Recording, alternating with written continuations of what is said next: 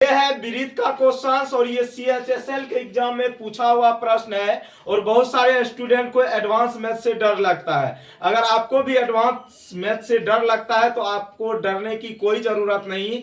और ये जो क्वेश्चन विरीत का है ये CHSL के एग्जाम में पूछा हुआ प्रश्न है और कैसे हम एडवांस मैथ को चुटकी मुड़ाएंगे अभी आपको पता चल जाएगा। और अगर आपका कॉन्सेप्ट भी सही है तो आप एडवांस मैथ को चुटकियों में हल करोगे। अगर आपका कॉन्सेप्ट सही नहीं है तो दिक्कतें होगी और बेहतरीन तरीके से होगी। तो सबसे पहले इस क्वेश्चन को हम लोग देखते हैं क्या कहा गया है। कहा गया दी गई आकृति में वृत्त का केंद्र O है। वृत्त का केंद्र क्या है भैया जी? O है। AOB वृत्त का व्यास है। जो जो कहा गया है ना उसको बढ़िया से मेहमान नवाजी कीजिए, मतलब दिमाग में रखना है। AOB वृत्त का व्यास है तथा ABCD एक चक्रीय चतुर्भुज है। यदि एंगल ADC 130 डिग्री है तो एंगल BAC का मान आपसे पूछा गया है। तो क्या हम नहीं निकाल सकते हैं? बिल्कुल निकाल सकते हैं और बेहतरीन तरीके से निकाल सकते हैं। सबसे पहले हम लोग यहाँ पे दो कॉन्सेप्ट के बारे में सीखेंगे, ठीक ना। तो कॉन्सेप्ट क्या होता है स्टूडेंट समझिएगा। जैसे ये आपका कोई वृत्त है, ठीक है, और इसके अंदर हमने क्या किया? एक चतुर्भुज बनाया है। क्या बनाया हमने? एक चतुर्भुज बनाया। आप कहेंगे सर बिल्कुल कोई दिक्कत नहीं है। और एक चीज आप यहाँ पे नोटिस कर रहे होंगे, ये जो चतुर्भुज है चतुर्भुज के चारों से इस वृत्त को क्या कर रहे हैं? अंदर से टच कर रहे हैं। और जैसे ये अंदर से टच किया तो ये कौन सा चतुर्भुज बना? चक्रीय चतुर्भुज। क्या बना? चक्रीय चतुर्भुज। और चक्रीय चतुर्भुज में हम सभी जानते हैं अगर ये एंगल X है, ये एंगल Y है, ये एंगल Z है और ये एंगल अगर P है तो चक्रीय चतुर्भुज का एक विशेष गुण होता है स्टूडेंट कि आमने सामने के एंगल का सम होता है 180 डिग्री। 180 डिग्री, ठीक है। आमने सामने के एंगल का सम कितना होता है? 180 डिग्री होता है। तो अब यहाँ पे आप देखोगे आमने सामने का एंगल क्या है? X और यहाँ पे Y। तो X प्लस Y की जो वैल्यू होगी कितनी होगी स्टूडेंट? 180 डिग्री। और उसी तरह angle P plus angle Z की जो वैल्यू होगी 180 डिग्री होगी। पहला कॉन्सेप्ट याद रखना है इस प्रकार, ठीक है। अब दूसरा जो कॉन्सेप्ट बनेगा उसको याद रखेंगे। दूसरा कॉन्सेप्ट क्या होता है? जैसे ये कोई अर्धवृत्त है आपका, ठीक है, हमने यहाँ पे अर्धवृत्त बना दिया और अर्धवृत्त पर अगर हम कहीं पे भी एंगल बनाएंगे सर्कमफ्रेंस पे तो वो कितने डिग्री का बनेगा? 90 डिग्री का। कितने डिग्री का बनेगा? 90 डिग्री का बनेगा। अब कैसे बनेगा हम आपको बताएंगे अच्छी तरीके से, टेंशन मत लीजिएगा, ठीक है।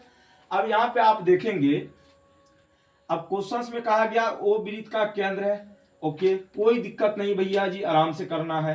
AOB वृत्त का व्यास है। क्वेश्चंस में कहा गया, हम अपने मन से कुछ नहीं कह रहे हैं। उसके बाद कहा गया ABCD एक चक्रीय चतुर्भुज है। अभी जस्ट हमने बताया चक्रीय चतुर्भुज क्या होता है। अगर चारों शीर्ष चतुर्भुज का वृत्त को अंदर से टच करती है तो उसको हम लोग क्या बोलते हैं? चक्रीय चतुर्भुज। चक्रीय चतुर्भुज में क्या होता है भैया जी? आमने सामने के कोनों का योगफल 180 डिग्री होता है। कोई दिक्कत नहीं है। तो ABCD ये क्या है? चक्रीय चतुर्भुज। एंगल ADC दिया हुआ आपको 130 डिग्री।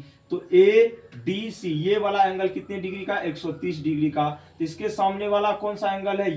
ये कितने डिग्री का होगा भैया जी? 50 डिग्री का। बोलो क्यों होगा? क्योंकि चक्रीय चतुर्भुज है। अभी जस्ट हमने बताया चारों शीर्ष इसका क्या कर रहा है? टच कर रहा है अंदर से वृत्त को।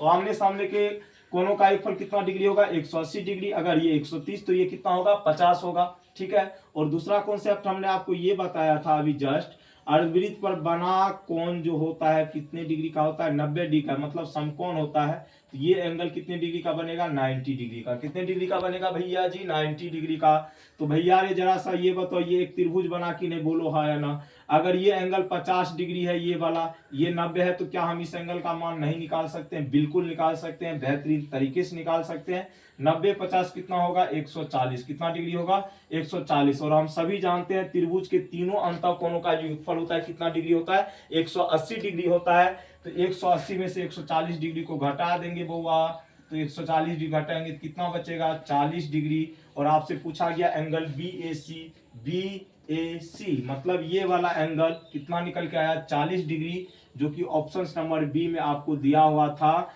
B for Baahubali is the right answer your questions. No problem no tension, मतलब झंझट ही नहीं है इस क्वेश्चन में कुछ। अगर ज्यादा आप टेंशन ले रहे हो तो एडवांस मैथ में ऐसे ही प्रॉब्लम होगी। एडवांस मैथ का मतलब ये होता है सही कॉन्सेप्ट अगर आपको पता है, छोड़ छाड़ करके भागने वाला कॉन्सेप्ट नहीं पता है तभी बनेगा, ठीक ना। इसमें एक एक पॉइंट को आपको ध्यान में रखना होगा, तभी आप इस क्वेश्चन को हल कर पाएंगे, अन्यथा नहीं कर पाएंगे। सेम अब सेम क्वेश्चन तो नहीं है, ये ट्रायंगल से क्वेश्चन है और ये क्वेश्चन जो है बीपीएससी टीचर के एग्जाम में पूछा हुआ प्रश्न है। बीपीएससी टीचर का जो एग्जाम हुआ था उसमें पूछा हुआ क्वेश्चन है और क्वेश्चन बहुत ही बेहतरीन है। और इस कॉन्सेप्ट को हम लोग वैसे 6-7 क्लास में ही पढ़ते हैं, लेकिन टीचर आपको नहीं पढ़ाता, वो आपके टीचर में प्रॉब्लम है, ठीक है। हम तो पढ़ाते हैं भाई, ठीक ना। अब देखो यहाँ पे एक त्रिभुज की 3 भुजाएं हैं, 9, 24, ठीक है। एक त्रिभुज की कितनी भुजाएं है, 9 है, 24 है और कितना है, s इकाई है। तो इनमें से कौन सा कथन सही होगा। अगर आपको ट्रायंगल का सही कॉन्सेप्ट स्टूडेंट पता है तो आप सभी जानते होंगे, ट्रायंगल का अगर 3 साइड हम यहाँ पे मान लेते हैं ए, बी और सी है, ठीक है। तो ट्रायंगल के कॉन्सेप्ट से ये कहा जाता है इसमें कि ट्रायंगल के किसी भी 2 भुजा का जो योग होगा तीसरी भुजा से क्या होगा, हमेशा बड़ी होगा।